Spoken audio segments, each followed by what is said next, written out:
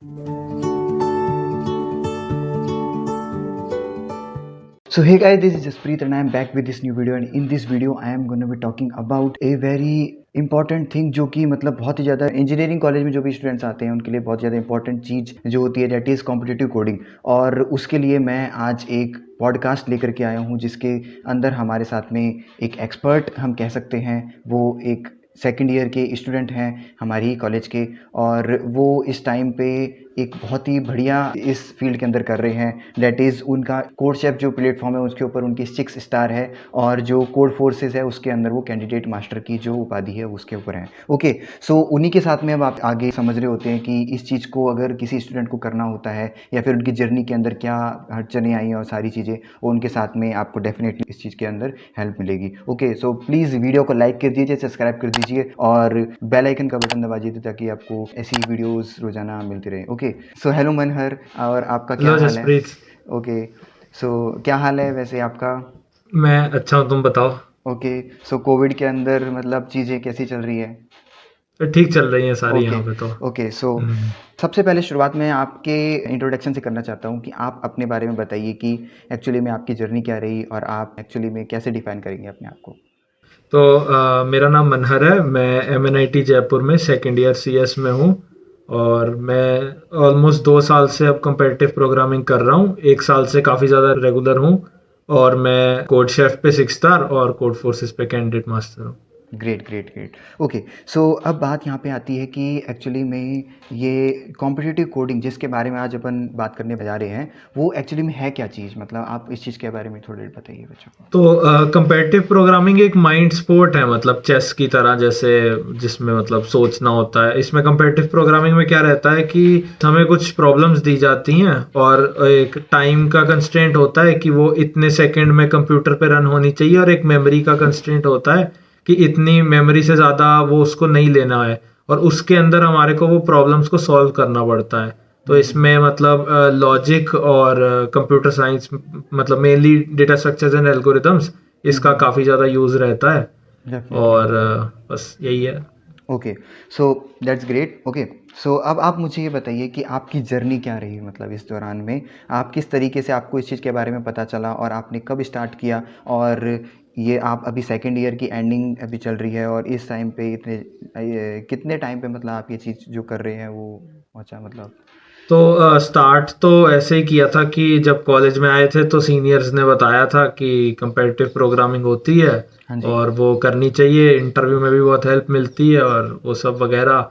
तो मैंने मतलब स्टार्टिंग तो यही सोच के की थी कि इंटरव्यू के लिए मतलब हेल्प मिलेगी।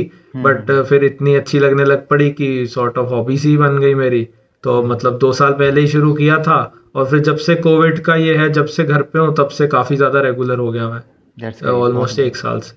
वह बहुत बढ़िया, क्योंकि कोविड के अंदर बहुत सारे स्टूडेंट्स हम देख सकते हैं कि कुछ नहीं कर रहे होते हैं, और आप एक बहुत बढ़िया, मतलब बहुत क्रिकेट। ओके, सो अब बात यह है कि अगला क्वेश्चन जो हमारे दिमाग में आता है कि मतलब ये एक्चुअली में कॉम्पिटिटिव कोडिंग है किसके लिए? कौन से स्टूडेंट्स को ये चीज़ कॉम्पिटिटिव कोडिंग करनी चाहिए? देखो, कंपेटिटिव प्रोग्रामिंग तो ऐसे स्पोर्ट है ना, ये तो सब लोगों के लिए ही है। बट मतलब कुछ लोगों के लिए ये काफ़ी हेल्पफुल भी रहता है। जैसे जो लोग आगे चाहते हैं कि वो IT सेक्टर में कुछ जॉब करे, जैसे SD सॉफ्टवेयर डेवलपर इंजीनियर, जैसे अगर वो किसी बड़ी कंपनी में लगना चाहते हैं, फैंग में, फेसबुक, अमेजोन, नेटफ्लिक्स, गूगल, ये सब, तो डेफिनेटली। उनके लिए काफ़ी हेल्पफुल रहती है। तो वो ज़रूर ये चीज़ करें, और बाकी तो जिसका मन करता है वो करे। ओके, सो एक्चुअली में एक क्वेश्चन अब सामने आता है कि कॉम्पिटिटिव कोडिंग क्यों इंपॉर्टेंट है, क्यों स्टूडेंट्स को ये करनी चाहिए, और क्यों इसका इतना कल्चर चल रहा है एक्चुअली में? कंपेटिटिव प्रोग्रामिंग इम्पॉर्टेंट तो इसी, वैसे तो कंपेटिटिव प्रोग्रामिंग एक स्पोर्ट है, बट ये इसकी इम्पोर्टेंस वहाँ पे बहुत ज़्यादा आ जाती है कि ये जो कंपेटिटिव प्रोग्रामर्स होते हैं उनको इंटरव्यूज में बहुत एज मिल जाता है नॉर्मल लोगों के ऊपर, क्योंकि उनका लॉजिक काफ़ी स्ट्रांग होता है और DS एल्गो पे भी अच्छी ग्रिप होती है। तो जो डेफिनेटली। कंपेटिटिव प्रोग्रामिंग करते हैं उनको काफी मतलब उधर एज मिलता है इंटरव्यू प्रिपरेशन में। Okay, great great. Okay, so अब एक चीज़ आपने बताई कि कॉम्पिटिटिव कोडिंग हमें इंटरव्यू में बहुत ज़्यादा मदद करती है। सो इस चीज़ के बारे में आप बताइए कि एक्चुअली में कॉम्पिटिटिव कोडिंग और जो इंटरव्यू है वो एक्चुअली में मतलब क्या ये सेम चीज़ है या फिर इसमें कुछ डिफरेंस है? मतलब जो इंटरव्यू के लिए जो डायरेक्टली प्रिपेयर कर रहे हैं और ओनली जो कॉम्पिटिटिव कोडिंग कर रहे हैं, क्या ये दोनों सेम चीज़ है? तो थोड़ा सा इनमें मतलब डिफरेंस है, तो थोड़ा भी नहीं, मतलब मैं कहूँगा काफ़ी डिफरेंस है इंटरव्यू और इंटरव्यू प्रिपरेशन और कंपेटिटिव कोडिंग में। तो इंटरव्यू प्रिपरेशन के टाइम जनरली जो क्वेश्चन रहते हैं वो कंपेटिटिव प्रोग्रामिंग से इजी होते हैं। मतलब कंपेटिटिव यस। प्रोग्रामिंग में भी इजी क्वेश्चंस तो होते ही हैं, जैसे एक कॉन्टेस्ट है उसमें अगर 6 क्वेश्चन आ रहे हैं तो पहला इजी रहेगा, फिर धीरे धीरे मुश्किल होते जाएंगे। बट हम्म। अगर तुम कंपेटिटिव प्रोग्रामिंग में एक अच्छे लेवल पे हो, जैसे कैंडिडेट मास्टर या कुछ हो, तो आपको इंटरव्यू के जनरली जितने भी इंटरव्यू प्रिपरेशन के क्वेश्चन होंगे वो जो क्वेश्चन आप रेगुलरली सॉल्व कर रहे होगे उसके लेवल से तो कम ही होंगे। तो यहाँ पे फायदा मिलता है। बट थोड़ा सा डिफरेंस ये रहता है कि कंपेटिटिव प्रोग्रामिंग में कुछ ऐसे टॉपिक्स होते हैं जो इंटरव्यू में बिल्कुल भी टच नहीं होते, और कुछ इंटरव्यू में ऐसे टॉपिक्स होते हैं जो कंपेटिटिव प्रोग्रामिंग में टच नहीं होते। बट जो दोनों में कॉमन टॉपिक्स हैं, जैसे डीपी और ग्राफ हो गया, जो दोनों में ही काफी ज्यादा कॉमन पूछे जाते हैं, तो उन टॉपिक्स में बहुत हेल्प मिलती है अगर कंपेटिटिव प्रोग्रामिंग करो, क्योंकि वो मतलब आप एक ज्यादा मुश्किल लेवल पे उनके क्वेश्चन सॉल्व कर रहे हो तो इजी वाले तो हो ही जाएंगे ना। डेफिनेटली मैंने इस चीज़ के बारे में मैंने भी सुना है कि ये जो डिफरेंस है वो मतलब जैसे जो डीएसए हम अगर कर रहे होते हैं तो वो एक्चुअली मोस्टली हमें इंटरव्यू के लिए प्रिपेयर कर रहे होते हैं, और कॉम्पिटिटिव कोडिंग जो है उसके अंदर और भी डिफरेंट चीज़ें आ जाती है जैसा कि आपने बताया। सो डेफिनेटली स्टूडेंट्स को मतलब इस चीज़ से इस तरीके से प्रिपेयर करना चाहिए। ओके, सो अब एक्चुअली में अगली चीज़ क्या आती है कि हमें कॉम्पिटिटिव कोडिंग मैंने भी जब ट्राई करा था और कई स्टूडेंट्स ट्राई करते हैं, तो एक चीज़ दिमाग में आती है कि ये कॉम्पिटिटिव कोडिंग एक्चुअली में हार्ड है। हमें मतलब जो प्रोसेस होने वाला है वो मतलब हमें बहुत ज़्यादा स्टार्टिंग में बहुत ज़्यादा डिमोटिवेटिंग होता है। सो एक्चुअली में क्या मतलब इस चीज़ से आप क्या बताएंगे कि एक्चुअली में हार्ड है, सिंपल है? आपको किस तरीके से ये चीज़ लगी और आपने किस तरीके से इसको ओवरकम किया? हार्ड तो देखो सारी चीजें ही होती हैं, कोई भी चीज सिंपल नहीं होती। तो ओवरकम करने का तो एक ही तरीका है, प्रैक्टिस करते रहो और कभी डीमोटिवेट मत हो। टाइम लगेगा चीजों में, बट जैसे जैसे करते जाओगे तो डेफिनेटली आप अच्छे होते जाओगे। वैसे डेफिनेटली। वैसे तो आप जब डिमोटिवेट होते थे तो कोई मतलब ऐसी कुछ टिप्स थी जिससे मतलब आप इसे कंटिन्यू करते थे या फिर बस करते जाते थे रेगुलरली? बस वही था कि जैसे अगर अभी इस कॉन्टेस्ट में क्वेश्चंस नहीं हो पाए और रेटिंग गिर गई, तो हमेशा यही लगता था कि अब अगले कॉन्टेस्ट में और अच्छा करना है, हाँ ताकि हाँ हाँ। मतलब जितनी गिरी है उससे ज्यादा मैं बढ़ा के जाऊं। तो ये डेफिनेटली। हमेशा दिमाग में रहता था कि अब अगर खराब गया है तो सॉर्ट ऑफ एक मोटिवेशन सी होती थी कि अगले में तो और अच्छा करूंगा। Okay okay. यस।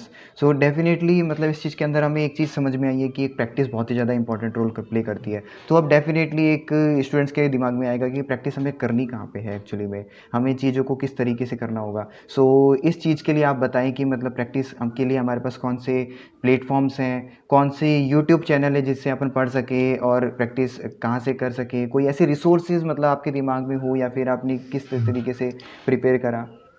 तो इसमें तो सबसे पहले यही रहता है कि एक थोड़ा सा प्री रिक्विजिट रहता है कि कोई एक प्रोग्रामिंग लैंग्वेज आपको उस पे आपका मतलब ग्रिप होनी चाहिए अच्छी। तो मतलब जनरली इंडिया में तो लोग सी प्लस प्लस, जावा या पाइथन में से कोई चूज कर लेते हैं। तो सी प्लस प्लस अगर आपको कोई भी मतलब आपने अभी तक लैंग्वेज नहीं सीख रखी तो डेफिनेटली सी प्लस प्लस को ट्राई करो और उस पे ग्रिप बनाने की कोशिश करो, वरना तो वैसे कोई भी लैंग्वेज चलती है।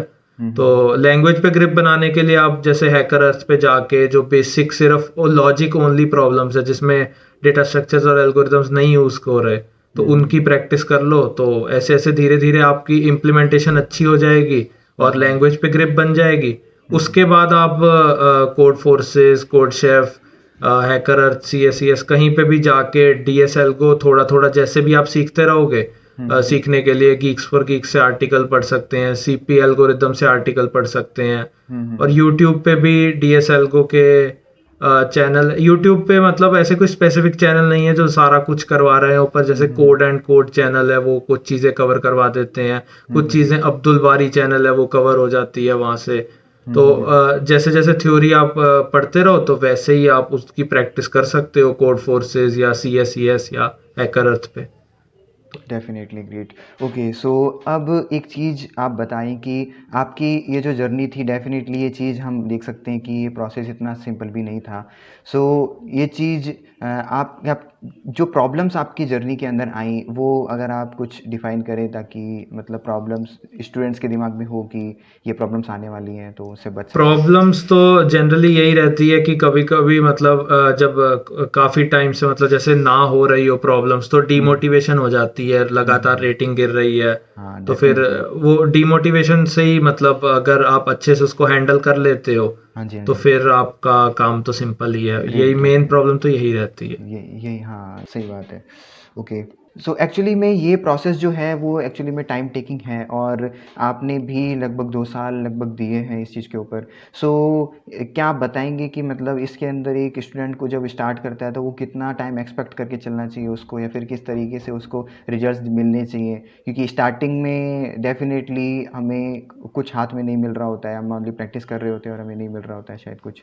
सो अ, क्या क्या टाइमलाइन होना चाहिए आपके हिसाब से? ये तो मतलब अब सबके अपने अपने इनबिल्ट उस पे प्रैक्टिस वो कितनी करते हैं और उनके कैलिबर पे डिपेंड करता है। जैसे अगर JEE का भी एग्जांपल ले लें तो कुछ हुँ। बच्चे थे जो 9th से प्रेपरेशन शुरू कर रहे थे, कुछ होते हैं जो 8th से करते हैं, कुछ होते हैं जो 11th से ही करके उनको पीछे छोड़ देते हैं। डेफ़िनेटली। और तो वैसा ही है, मतलब कैलिबर की बात है। पर ऐसा है कि जितना आपका कैलिबर है वो उस कैलिबर को अचीव करने के लिए आप जितनी मतलब प्रैक्टिस करते रहोगे उतनी जल्दी आप उस लेवल पे पहुंच जाओगे, मतलब जो ग्रेट, जो ग्रेट, ग्रेट। आप अचीव कर सकते हो। Yes, yes. ओके, सो अब अगली जो बात आती है वो ये आती है, टाइम के ऊपर ही है। आप इस चीज़ को कितना डेली टाइम देते हैं? आप इस चीज़ को कंटिन्यू रखने में मतलब किस तरीके से, क्योंकि इसके अंदर कंटिन्यूटी बहुत ज़्यादा इम्पोर्टेंट है, और उस कंटिन्यूटी को आपने किस तरीके से आप मेंटेन करते हैं? कुछ टिप्स दीजिए स्टूडेंट्स को, क्योंकि ये बहुत। जैसे कि हर स्पोर्ट्स में रहता है कि मतलब रोज प्रैक्टिस करना तो जरूरी है, वैसे ही इसमें भी है, रोज कुछ ना कुछ करना तो जरूरी है। कभी कभी ऐसा होता है कि को बहुत ही ज्यादा हम मतलब आज एनर्जेटिक होते हैं तो हम मतलब काफी ज्यादा ही कर लेते हैं, पूरा पूरा दिन ही निकल जाता है। और कभी कभी होता है कि बिल्कुल भी मूड नहीं होता हुँ, तो हुँ, काम हुँ। हो ही नहीं पाता। हुँ, बट हुँ, फिर हुँ। भी मैं तो यही कहूंगा कि रोज कुछ ना कुछ थोड़ा तो करते ही रहो, हुँ, ताकि हुँ। आप मतलब थोड़ा थोड़ा रोज ग्रो करो हुँ, और हुँ। नए टॉपिक्स और नई चीजें भी पढ़ते रहो थोड़ा थोड़ा करके, हुँ, ताकि हुँ। मतलब ग्रो करो आप। Definitely great. ओके, सो अब एक मैं आपसे ये पूछना चाहूँगा कि एक्चुअली में हम सब कुछ ये कॉलेज के दौरान में कर रहे होते हैं, और कॉलेज के दौरान में अदर एक्टिविटीज़ बहुत सारी चल रही होती हैं, हमारे कॉलेज के एग्ज़ाम चल रहे होते हैं, बहुत हेक्टिक शेड्यूल हो रहा होता है। अभी तो वैसे भी कोविड चल रहा है वैसे तो, हम्म। लेकिन फिर भी कुछ प्रोजेक्ट्स होते हैं हमें सेकंड ईयर के साथ में करने होते हैं, और कुछ चीज़ें भी मैनेज करनी होती है। तो आप उस चीज़ के बारे में आपके कुछ दिमाग में, या फिर कोई भी चीज़ आप मतलब बताएँ कि क्या मतलब आपकी ये जर्नी रही है, मतलब मैं एक एक्सपीरियंस रहा है? एडवाइस तो ये देना चाहूंगा सब लोगों की, जब तक ये कोविड की सिचुएशन है और आप ऑन मतलब घर पे हो तो घर हुँ, पे आपको ज्यादा चीजों के बारे में मतलब ध्यान देने की जरूरत नहीं है, तो आप मतलब पढ़ सकते हो अच्छे से। तो ये हुँ, टाइम को तो बिल्कुल अच्छे से यूटिलाइज करो हुँ, हुँ, कि हुँ, इसमें तो पूरा मतलब जोर लगाओ, अपना जितना आप कर सकते हो करो। फिर आप कॉलेज जाओगे तो फिर कॉलेज के भी जब एग्जाम्स वगैरह ऑफलाइन हो जाएंगे तो पढ़ना पड़ेगा। फिर दोस्तों के डेफ़िनेटली। साथ भी घूमने चले जाओगे तब तो थोड़ी सी प्रॉब्लम आएगी। हुँ, हुँ, बट हुँ, जितना टाइम आप निकाल सकते हो, जितनी प्रैक्टिस आप करोगे उतने आप अच्छे होते जाओगे। तो डेफ़िनेटली। मैंने भी यही किया था कि जहां जहां पे मैं टाइम निकाल सकता था मैंने निकालने की कोशिश की वहां पे। So that's very great. Okay, और मतलब इसके अंदर जो कॉन्टेस्ट होते हैं वो मतलब रेगुलरली देने चाहिए, और मतलब उसको नहीं छोड़ना चाहिए ना? हाँ, कॉन्टेस्ट तो रेगुलरली देने चाहिए। कोड फोर्सेस अच्छा है, कोड शेफ अच्छा है, इन दोनों के तो मतलब कॉन्टेस्ट रेगुलरली देते ही रहा करो तो और काफी अच्छा जो रहता है। स्टार्टर है वो मतलब ये कॉन्टेस्ट को पहले से ही स्टार्टिंग से स्टार्ट करे, या फिर कुछ दूसरी वेबसाइट्स पे ट्राई करके फिर स्टार्ट करे? देखो, एक बार ही किसी की लैंग्वेज पे कमांड हो जाती है ना फिर कॉन्टेस्ट देने शुरू कर दो, क्योंकि जनरली अगर कोड शेफ कोड फोर्सेस के भी जो पहले स्टार्टिंग वाले क्वेश्चंस होते हैं ना जो बिगनर फ्रेंडली होते हैं वो हाँ। प्योर लॉजिक बेस्ड होते हैं, उनमें डीएस डेटा स्ट्रक्चर्स और एल्गोरिदम्स की ज्यादा इम्प्लीमेंटेशन नहीं होती, मतलब ज्यादा वो यूज नहीं होते। तो अगर वो सिर्फ लॉजिक बेस्ड होते हैं, अगर आपका लॉजिक अच्छा है, आपको पता लग गया उसको कैसे करना है तो आप कर सकते हो। तो वही है, अगर आप मतलब स्टार्टिंग से ही कॉन्टेस्ट देते रहोगे तो आपका लॉजिक बिल्ड होता रहेगा और ये लॉजिक बिल्ड करना ज़रूरी है, क्योंकि बाद में ये डिफ़िकल्ट क्वेश्चंस में जिनमें डीएस से लग रहा है, उनमें उसमें भी ये काफ़ी ज़्यादा हेल्प करेगा। तो कॉन्टेस्ट तो एक बारी लैंग्वेज पे कमांड आ गई आपकी, तो फिर तो कॉन्टेस्ट रेगुलरली देने चाहिए मतलब।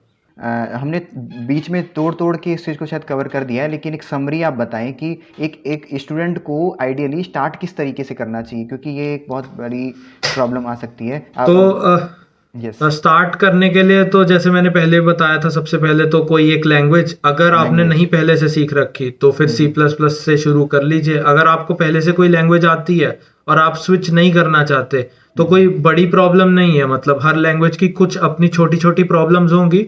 वो जैसे आप उस लैंग्वेज को एक्सप्लोर कर रहे होंगे, जैसे आप कंपेटिटिव प्रोग्रामिंग और करोगे, आपको रियलाइज होगा जैसे पाइथन स्लो होती है, जावा में कोड बहुत बड़े हो जाते हैं। तो हर लैंग्वेज की अपनी कुछ ना कुछ छोटी मोटी प्रॉब्लम्स होती हैं, वो आपको समझ आती रहेंगी, उसको आप अपने हिसाब से टैकल तो कर ही लोगे।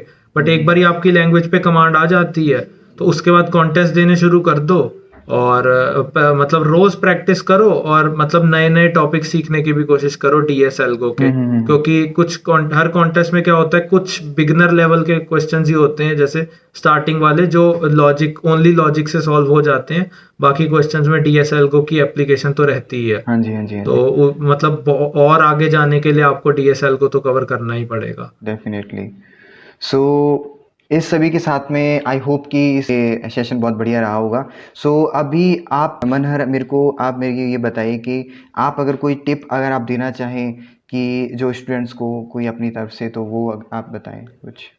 टिप तो मेरी यही रहेगी कि जैसे जब मेरे को कुछ कई मैसेज आते थे लिंक्डइन पे कि हम कैसे करें स्टार्ट, तो लोगों को जनरली ये लगता था कि हमें मतलब कंपेटिटिव प्रोग्रामिंग में करने के लिए स्टार्ट करने से पहले ही डीएसएल को सारा आना चाहिए। तो लोग जनरली क्या करते थे, वो डीएसएल को का कोर्स लेते थे, फिर उसमें से वो डीएसएल को करेंगे और उसके बाद वो कंपेटिटिव प्रोग्रामिंग शुरू करेंगे। बट कंपेटिटिव प्रोग्रामिंग में ऐसा नहीं है, मतलब डीएसएल को भी जरूरी है, बट सबसे जरूरी चीज लॉजिक है।